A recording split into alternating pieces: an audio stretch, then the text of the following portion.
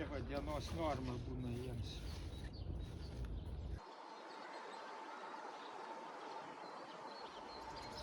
Esu Stanislavas Patkauskas, pagal profesiją archeologas, tačiau pagal pomėgius tai ornitologas mėgėjas, pavadinkim taip. Nuo pat vaikystės, nuo pat pirmos klasės susidomėjau paukščiais. Nu, aišku, vaikystėje tas domėjimasis tai būdavo žiemą kurapkom, slėptuvių darimas, ėjimas į mišką ir eglišakių nešimas ir toksai fizinis darbas, parengti keletą slėptuvių kurapkom. O aišku, prie namo tai pagrindinė buvo paukščių sutelktuvė, tai lesykla. Kaip ir dabar, išėjęs į pensiją, jau ir tiesa ir dirbdamas Vilniaus pilių valstybinio kultūrinio rezervato direkcijoje, kadangi darbas buvo susijęs su teritorijos priežiūra, tvarkymu, valymu, augalų, medžių, kitų augalų priežiūrą, inicijavau, kadangi Vilnelėje plaukiojo didieji dančiasnapiai ir klikuolės, inicijavau didžiųjų inkilų gaminimą ir kėlimą. 12 metais pradėjom nuo vieno, kitais metais jau 3 turėjom tokius inkilus, o šiuo metu, įskaitant ir Bernardinų sodą, jau toj teritorijoje yra netoli 20 inkilų. Ir kas džiugiausia, kad beveik visi kiekvieną sezoną būna užimti. Netgi kartais pasitaiko, kai į tą patį inkilą kiaušinius sudeda abiejų skirtingų rūšių patelės ir retai kada to sezono perėjimas būna sėkmingas, kadangi jos ten dėl to lizdo su kiaušiniais susigrumia, susipeša, tai kartais ir kiaušinius sudaužo, arba lieka išvis neperėti. Yra ir tokių faktų pasitaikė.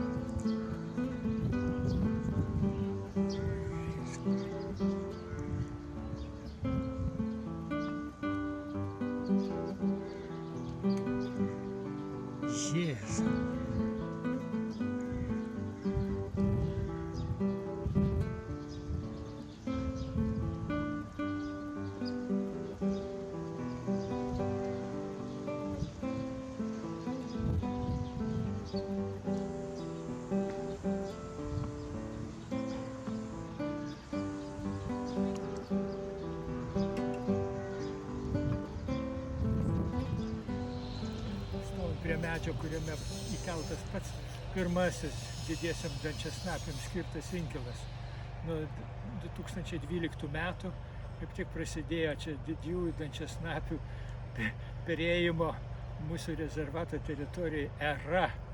Buvo pirmoji pora, kuri čia perėjosi. Dabar kiekvienais metais didieji dančiasnapės išperi po šeimyną. Praėjusiais metais netgi šitam inkile išvis buvo visas detektyvas, nes pradėjo neperėti, o dėti kiaušinius klikuolė. Ir jau kai buvo klikuolė sudėjusi 6 kiaušinius savo, atsirado dančiasnapė ir ją išgujo iš šito inkilo. Ir po to jau dėjo savo kiaušinius. Ir kai aš atlikau stebėjimus ir jau buvo atėjęs metas tų klikuolės kiaušiniam, kadangi jau sėdėjo dančiasnapė ir atliko tą patį vaidmenį, kai lyg būtų atlikusi tikroji mama, žiūriu, kad šalia jos jau strapalioja keletas išskilusių klikuoliukų, o dančiasnapės kiaušiniai buvo padėti šiek tiek vėliau ir dar jie nebuvo išskylę. Taigi dar po savaitės aš jau tų klikuoliukų inkile nebepastebėjau, nebuvo nei negyvų, ir buvo palikę lizdą. Matosi, kad dančiasnapė įsivaikinusi savo svetimo kiaušinių vaikelius, klikuoliukus, išvedė taip sakant, į plačiajam gyvenimui jau į vandenį, o savo kiaušinį turėjo sugrįžti ir perėti. Galvoju, kaip čia bus.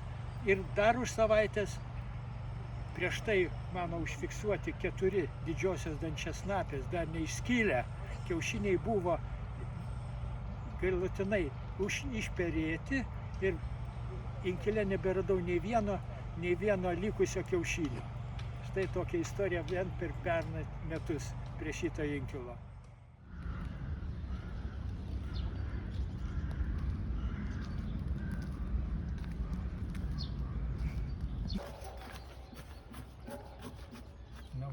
Na, vakar pripyliau, nė vienos saulėgrąžos nėra.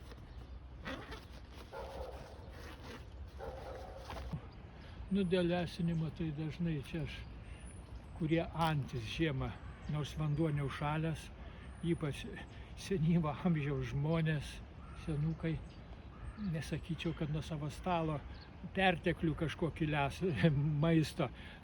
Nu, man toks įspūdis, kad kur turto bankas dalina maistą, tai jie tų kruopų visokių, vat kur ir dabar matėm šiandien, tų traiškytų avižų priberia, ten paukščiam tinka, netinka, bet pritempia. Tai jie lesino tas antis, atsineša, aš matau, kad iš krepšelio įsitraukia kokius 5 kilogramus, reiškia. Tai tokių kruopų, perlinių kruopų, kitokių ir beria. Tai tos antis nusipenėja, jau jos į tą vandenį tik paplaukia skrenda, jau nebeieško savarankiškai maisto. Nu, tai aš vis tą auklėjimą darbą prieinu, paaiškinu, kas tinka, kas netinka, ką reikia, reiškia, ir kada reikia, jeigu jau bėda ištinka didesnė tą paukštį, kad tą savo gerą širdį šiek tiek kitaip parodytų tiems paukščiams. Nu, taip žmonės spintelę prasivalo tikriausiai ir negalvo, kad blogą darbą daro. O lesyklose, dabar senokai neradau, šiaip tai ko aš tik tai nerasdavau. Tai balandėlių, tai cepelinų liekanos. Esu ne kartą radęs net vaiko jubiliejinio torto didžiulį gabalą su visom tom jubiliejiniam žvakutėm apdegusiam. Visokių, tai nu ką tokiais atvejais. Tai išvalydavo ir iš šiukšlių konteinerį tekdavo išmest, kad jau nežudytų tokių lesinimų paukščių. Nu, mano domėjimasis neapsiriboja vien tik tai inkilų tvarkymų, priežiūrą, valymų, bet mėgstu pafotografuoti, patykoti įdomesnių kadrų paukščių. Pavyzdžiui, Kalnų parko teritorijoje man yra pavykę apie 60 skirtingų paukščių rūšių nufotografuoti.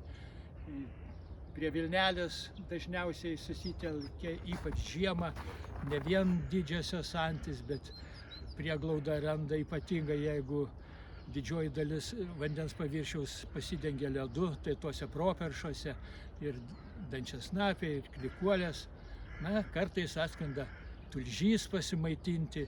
Šiemet pirmą kartą didysis pilkasis garnys apsilankė ir papildė nuotraukų kolekciją dar viena paukščių rūšimi.